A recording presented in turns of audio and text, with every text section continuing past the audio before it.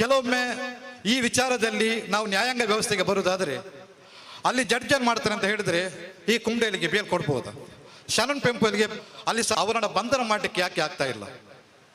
ಇಲ್ಲಿ ಏನಾಗಿದೆ ಅಂತ ಹೇಳಿದ್ರೆ ಈ ಬಂಧನ ಮಾಡಲಿಕ್ಕೆ ಆಗದಲಿಕ್ಕಿರುವಂತಹ ಒಂದು ಕಾರಣ ಏನಂತ ಹೇಳಿದ್ರೆ ನಾವು ಆಲೋಚಿಸಬೇಕೇನಂತ ಹೇಳಿದ್ರೆ ಕೆಲವೊಮ್ಮೆ ಈ ವಿಚಾರದಲ್ಲಿ ನಾವು ನ್ಯಾಯಾಂಗ ವ್ಯವಸ್ಥೆಗೆ ಬರುವುದಾದರೆ ಅಲ್ಲಿ ಜಡ್ಜ್ ಏನು ಮಾಡ್ತಾರೆ ಅಂತ ಹೇಳಿದ್ರೆ ಈ ಕುಂಡೇಲಿಗೆ ಬೇಲ್ ಕೊಡ್ಬೋದು. ಶರಣ್ ಪೆಂಪಲ್ಗೆ ಬೇಲ್ ಕೊಡ್ಬೋದು ಅಂತ ಹೇಳುವಾಗ ಅಲ್ಲಿ ಸರ್ಕಾರದ ಅಡ್ವೊಕೇಟ್ ಜನರಲ್ ಇರ್ತಾರೆ, ಅವರೊಂದಿಗೆ ಜಡ್ಜ್ ಕೇಳ್ತಾರೆ, ಅಥವಾ ಅಲ್ಲಿ ಅಡಿಷನಲ್ ಅಡ್ವೊಕೇಟ್ ಜನರಲ್ ಇರ್ತಾರೆ, ಅವರೊಂದಿಗೆ ಕೇಳ್ತಾರೆ. ಆಗ ಈ ಸರ್ಕಾರದ ವಕೀಲರು ಏನು ಮಾಡಬೇಕು, ಅಲ್ಲಿ ವಾದ ಮಂಡನೆ ಮಾಡಬೇಕು. ಹೇಗಂತ ಹೇಳಿದ್ರೆ ಈ ವ್ಯಕ್ತಿ ಇದಕ್ಕಿಂತ ಮೊದಲು ದ್ವೇಷ ಭಾಷಣ ಮಾಡಿದವ, ಈ ವ್ಯಕ್ತಿಯಿಂದ ಇಂಥ ವ್ಯಕ್ತಿ ಹತ್ಯೆ ಆಗಿದೆ, ಈ ರೀತಿಯಾದಂತಹ ಮೆಮೋವನ್ನ ಮಾನ್ಯ ನ್ಯಾಯಾಲಯಕ್ಕೆ ಕೊಡ್ಲಿಕ್ಕೆ ಇಲ್ಲಿ ಏನಾಗ್ತಾ ಇದೆ ಅಂತ ಹೇಳಿ ಇವರು ಕೊಡ್ತಾ ಇಲ್ಲ. ಯಾರು ಕೊಡ್ತಾ ಇಲ್ಲ? ಇಲ್ಲದ ಪೊಲೀಸ್ ಇಲಾಖೆ ಕೊಡ್ತಾ ಇಲ್ಲ. ಇಲ್ಲಿ ಕೆಲವೊಮ್ಮೆ ನೀವು ಕೇಳ್ಬೋದು, ಬೆಳಿಗ್ಗೆ 10 ಗಂಟೆಗೆ ಏನಾಗ್ತದೆ, FIR ಆಗ್ತದೆ, ಮಧ್ಯಾಹ್ನ 1 ಗಂಟೆಗೆ ಅಲ್ಲಿ ಬೇಲ್ ಆಗ್ತದೆ ಅಂತ ಹೇಳಿ.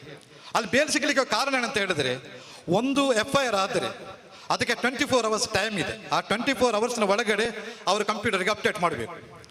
ಇಲ್ಲಿ ಏನಾಗ್ತದೆ ಅಂತ ಹೇಳಿದ್ರೆ ಆರೋಪಿ ಒಂದು ವೇಳೆ ಮುಸಲ್ಮಾನ ಆದರೆ ಅದು 24 hours ಕಳೀತದೆ.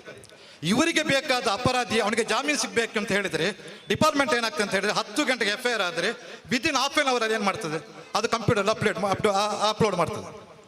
ಮತ್ತೆ ಅವರಿಗೆ ಬೇಲ್ ತೆಗೀಲಿಕ್ಕೆ ಬೇರೆ ಏನು ಕಾರಣ ಬೇಕು ಹೇಳಿ? ಅಲ್ಲಿ ಸರ್ಕಾರಿ ವಕೀಲರ ಬೇಲಿ ಇವರ ಬಳಿ ಕೇಸ್ ಜಾಮೀನು ಯಾಕೆ ಕೊಡಬಾರ್ದಂತ ಕೇಳಲಿಕ್ಕೆ ಕೊಡುವಾಗ ಅದಕ್ಕೆ ಬೇಕಾದ ಡಾಕ್ಯುಮೆಂಟರಿ ಇಲ್ಲ. ಹಾಗೆ ಈಗ ಏನಾಗ್ತಾ ಇದೆ ಅಂತ ಹೇಳಿದ್ರೆ ಈ ಸಮುದಾಯಕ್ಕೆ ನ್ಯಾಯ ಮರೀಚಿಕೆ ಆಗ್ತಾ ಇದೆ. ಹಾಗಾಗಿ